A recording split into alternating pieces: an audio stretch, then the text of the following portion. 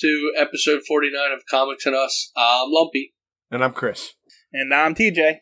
This is the review show that reviews comics chronologically, kind of. Wow, you got it in one. Got it. Didn't even mess up any of the words. I didn't fumble. I got it. I didn't even write it down. Oh. Anyway, so this is, by the introduction, Lumpy's pick in our hiatus episodes, and we're covering issue 1 of Doctor Strange, the 2015 series. Let me get the credits and crap out of the way, because it's going to take forever. It says it was released October 7, 2015, but it was published December 2015. I don't know the difference between release and published. Me neither. Maybe released is online and published means print it and put it in the stores. That's possible. Yeah, digital and physical. Yeah. That's what we're going to go with. I'm right. Go ahead. Okay, sure. Alright, the editor-in-chief of this was Axel Alonso. The cover artist is Chris Bachalo and Tim Townsend. This has 2 stories in it. The first one was written by Jason Arno, penciled by Chris Bachalo, inked by Tim Townsend, Al Vey, and Mark Irwin, colored by Chris Baccato, the letterer is Corey Pellet, and the editors is Nick Lowe and Charles Beachman. The second story was written by Jason Arno, penciled, inked, and colored by Kevin Nolan, lettered by Corey Pellet, and edited by Nick Lowe and Charles Beckham. It's Jason Aaron, just so everyone knows. Whatever. Just saying. I'm just reading off a list of names. No one cares about this part. The guy's a legend, okay? You can say his name right. Jason Aaron, okay? Uh-huh. That's all I'm saying. Well, before we get any further, Lump, why did you pick this comic? I love Doctor Strange. This is probably my favorite Marvel series. I would say it's my favorite comic that I've read, but I really like Spawn a lot. So I'm not sure right now. I'm just saying that for TJ. Yeah, no, I'm glad. I just really this is my favorite, and I again didn't have time to send you guys the one that I really wanted to review, so I figured I'd stick with my favorite. Simple as that, I guess. Alright, so the cover's weird. I didn't like his face on the cover. What's it looks wrong strange. with his face? I don't know. It doesn't look right. It's drawn fine in the rest of the comic, but it looks smeared or something on the cover. I do like that he's throwing up the metal sign, though. He must be, an Ozzy fan. Okay. So the cover just is it's like a forced perspective of a close-up of Doctor Strange, but he's only at the top of it doing aforementioned sign. He has skulls on his belt, and he's wielding an axe. I do like the battle axe, and the skulls look pretty cool, too. But actually, they might be shrunken heads. That one has hair and stuff. There's skulls and shrunken heads, it looks like. And it says Doctor Strange and number 1, but doesn't have, a price, like how much it costs, or anything, really, on this one. Which actually is why I think Uncle Chris actually might have been right that it was released digital. That's what I said. That's because this is the digital release. That's why. No, maybe. Told you I was right. Well, you always say that, but doesn't necessarily mean it's true. Anyway, so the story wait, hold on. What's the story called? I got it written down. Oh, it has a name? Yeah, the first story is called The Way of the Weird. Okay. I have to get all the credits and shit out of the way. So just since Uncle Chris already brought it up, I actually am not a big fan of the way that they draw Doctor Strange in this comic. But I love all the other drawings in this. I just don't like the way they draw him. His face. Comic. Well, this first page is an older comic, right? Yes. Okay. Yes, that's from his original origin. He's in his original costume and everything. I like him there. He looks cool. And in the other ones, because I've read I'd say I've read all of Doctor Strange's comics. This is probably the worst drawn Doctor Strange. But the comic itself is really well drawn. Yeah, there's some detail. Yeah. It almost looks like a McFarlane almost. It is. It's kind of got that dark with the detail. I like it a lot. This was my favorite. So we open up with explaining who Doctor Strange is, another origin. resetting, because I guess this is a resetting on his story arcs and everything else. Yes. And it's narration over past comic panels explaining who he is and stuff. And the narration over the past comic panels actually covers the words from the past comic panels in some of the spots. Yeah, so you can't... They, sum it up in the with the little yellow boxes. Yeah, it's weird. I mean, it's not bad. It's just different, you know? Yeah. We truly open up on a scene that's really hard to explain. But looks cool. Doctor Strange is, in a void with a shield and electricity coming out of his hand. And these are these monsters coming at him that look like, what are they called? The Pac-Man Stephen King monsters with arms and legs. Oh, yeah, I can't think of the name of that movie. Langoliers? No. The Langoliers. They look like Langoliers. They look like Langoliers with arms and legs. I can't believe I came up with that. And armor. They have weapons and armor, yeah. and stuff. And there's teddy bears that are kind of evil looking. And for some reason, that never comes up. Feel like the teddy bears are evil looking. I feel like they just look like teddy bears. In this first page, that bottom one could kind of be the way the face is cut off a little bit, but yeah, the other ones in the background don't look. I think I know why the teddy menacing at all. I think I know why the teddy bears are there, but I don't want to spoil it until we get to it. But yeah, so Doctor Strange is in front of a giant teddy bear that gets eviscerated, and it's just a giant fight scene up until this, for a lack of a better word, Medusa shows up. Yeah, I guess that would be a better description of her. Technically, Medusa was the name of a Gorgon, but we'll go with Medusa for... I believe she's like a spider lady, right? She's got 8 arms. She does. She has a bunch of arms and legs. They don't really cover her too much. No, I feel like she's just a demon kind of thing, right?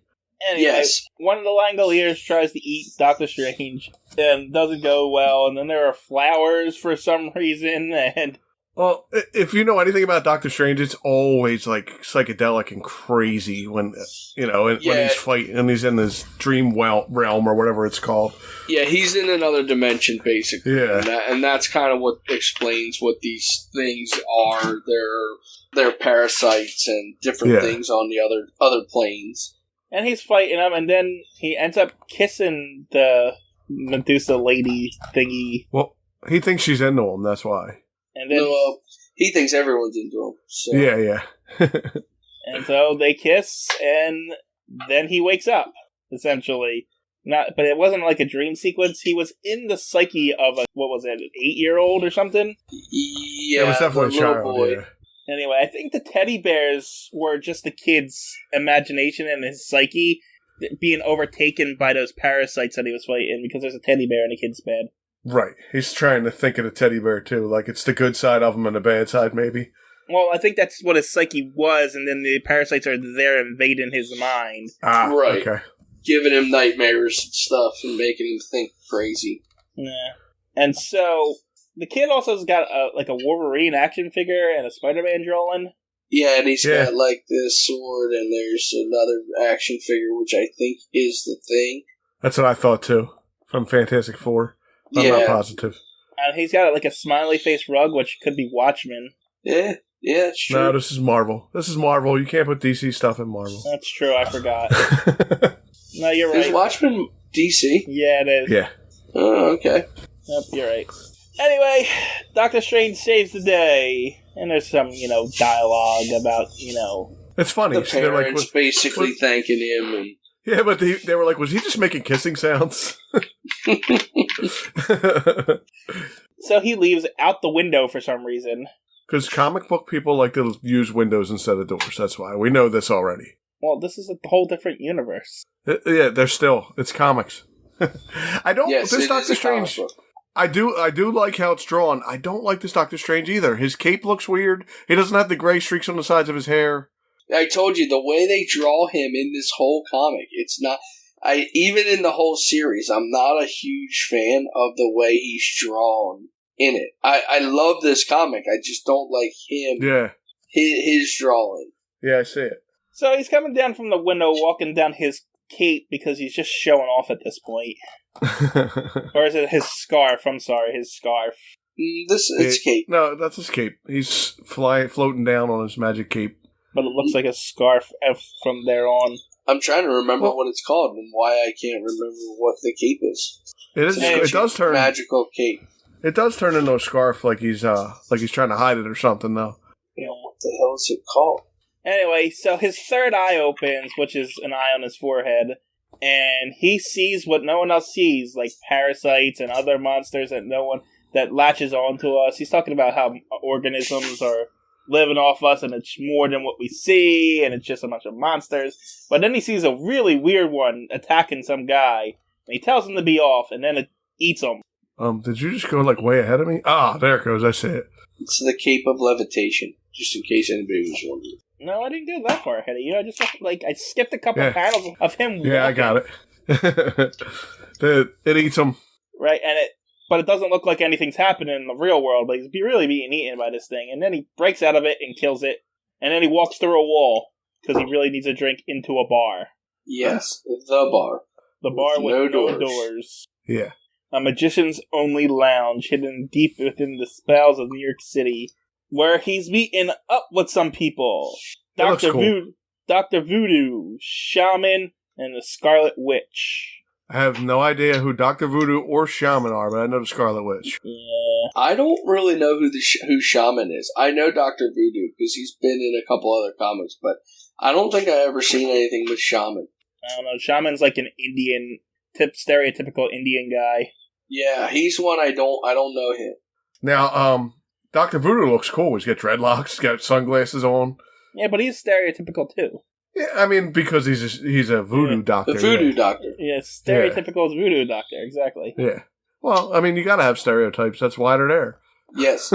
Just saying, it's not very creative. Anyway, and there was also supposed to be two other guys, but they left because Doctor Strange called a meeting, and he ends up being late to it, and... Apparently most people don't really like him either. They don't seem to like him. He's a jerk. He is. He's very arrogant. Was always his thing even before he became the Sorcerer Supreme. He was an arrogant surgeon. And so he's explaining to the other magicians about how his day was going, and then Monaco, the Prince of Magic, shows up and tells him that the bill is coming due, that, the end is coming, essentially, because of the cost of magic, because Doctor Strange is sacrificing sheep every time he uses a spell. Rabbits. Right, and the whole story behind that is every time Doctor Strange does something like to cure that kid, or he goes through the plains, there always for every action he has, there's always a reaction. There's something else. He has to pay the cost some other way. Or else this old man don't like it, he's not. This old man's pissed about it. Right, he's telling him, you're on borrowed time, basically, because you're not paying the cost. Anyway, back at 177A Becker Street, Greenwich Village, New York. I guess that's his house. Bleecker Street. And that's his mansion. That's his location all the time. There's a lady outside, questioning her own sanity for being there, that she doesn't even believe it. And then Doctor Strange walks up, pretending not to be Doctor Strange, and then convinces her that, if she needs help, that she should knock on the door. And she does. And then Doctor Strange walks by her, and then for some reason hangs upside down like a bat. Because he's strange. He's Doctor Strange. It's not even worth my time. And so we're inside the house where apparently he just has Christmas trees up all year round. Oh yeah, that's nice. He loves Christmas. That's a pagan thing. All the different things you see in his house are all the different things that people either worship or practice, whatever you want to call it. It's the different, magical things. You see the rose in the case from Beauty and the Beast. There's Chinese, dragons. And it's all the different things that you would technically be magical. See? Everything has a purpose, TJ. I get it. Okay. Anyway, there's a bunch of books and stuff, too. And the woman's like, there's something under my hat. And he knows there's something under her hat. He says, why don't you show me what's under your hat? Well, she's like, okay, I looked in the mirror and I don't believe it. She takes off her hat, and apparently there's a monster growing from inside of her head. Yeah. Yes. It's creepy as crap, too. And it explodes. Her head explodes out monsters. And what is that? That's the cat's toy. Oh my god. I thought we had a monster on the podcast. Yeah, so her head explodes monsters, and then it's to be continued. That's it. Yes. Yeah? I don't know. I'm intrigued. You know, I would read on. If you ever had time to, I seriously recommend it. It is like, it gets really good. I mean, it's definitely lays a lot of foundation for what the series is going to be. Right. But this issue was definitely just a setup issue. Yes. It's reintroducing you to Doctor Strange and the weird world that he lives in.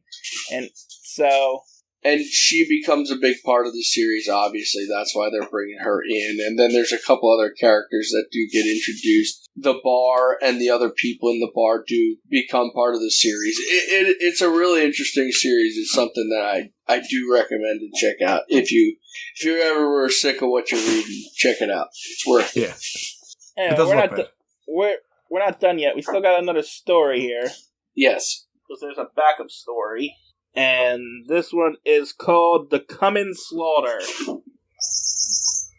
And we start with a wounded man climbing up some steps. And he's being chased by these robot dog things. But he casts a spell to lock the door. And then he casts another spell to warn people who use magic that something's coming. I don't know. That there's danger. And so he sends out his butterflies to go... spread the word, and the chains are broken, and these robot wolf dogs bust in and tackle him to the ground. He screams, and then...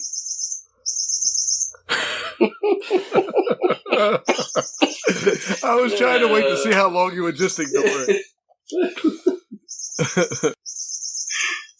We're keeping all of this in this hiatus episode, just for everybody's comic relief here.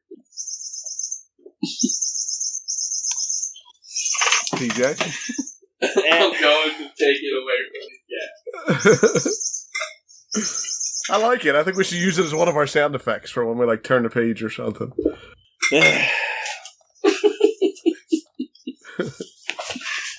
All right. We're almost done. We got 2 pages left. Anyway, these robots that... I don't even know how to explain these robots. They're not robots. They're dogs with, outfits on. No, the humanoid robots. Yeah, they just are Cyclops robots. They just they're creepy. Yeah. They got, spherical heads. Yeah. And then this man in a robe comes in. His name's the Imperator.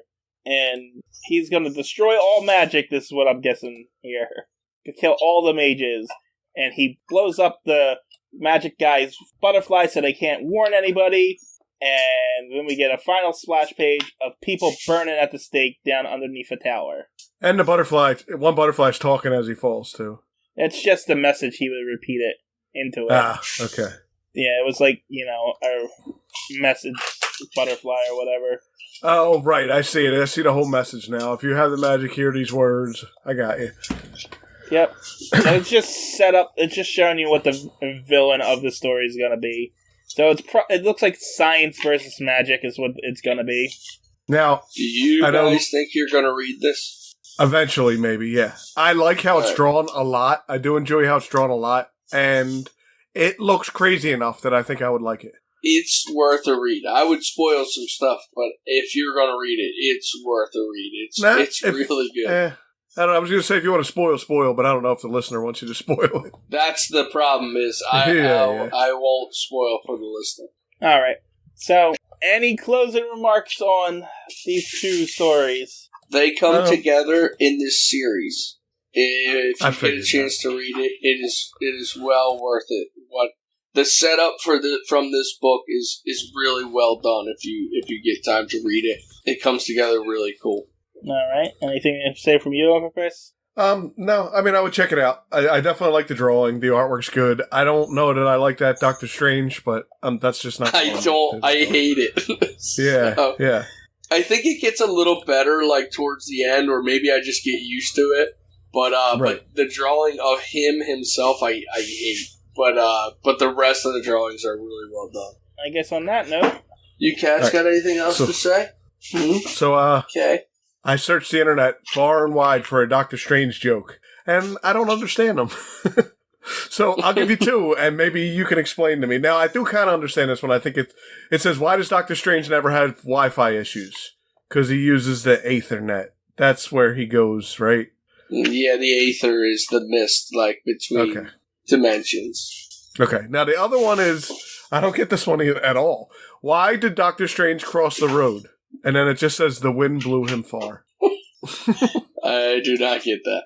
I don't know that one either. Probably a reference from one of the books or something. Right, from one of the comics that I don't get it. I mean, here's one. Here goes one. What do you call Doctor Strange's assistant in an elevator? What? Wong on so many levels. That was okay.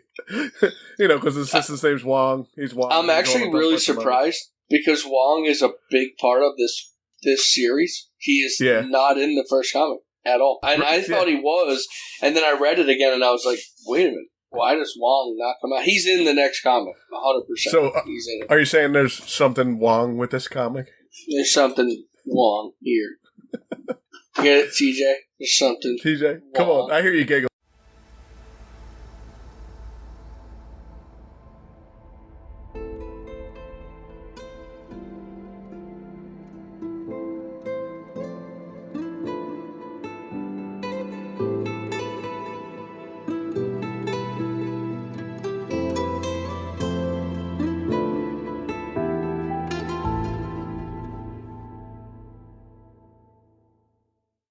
TJ here from Comics and Us, just here to plug the social media. Check us out on Twitter. Our handle is @EveryTNUs because someone took everything and us, but the name of the Twitter page is Everything and Us Podcast, and then the handle is @EveryTNUs. You can also check us out on Instagram, which is also Everything and Us. These all encapsulate all the podcasts that I do, but you're going to find all your updates for Comics and Us, Anime and Us, so forth and so forth. You can also contact us right now at everythinganduspodcasts@gmail.com. Still working on the website. And until then, that's where you can get a hold of us. That's all. Thanks for listening. Talk to you later. Bye.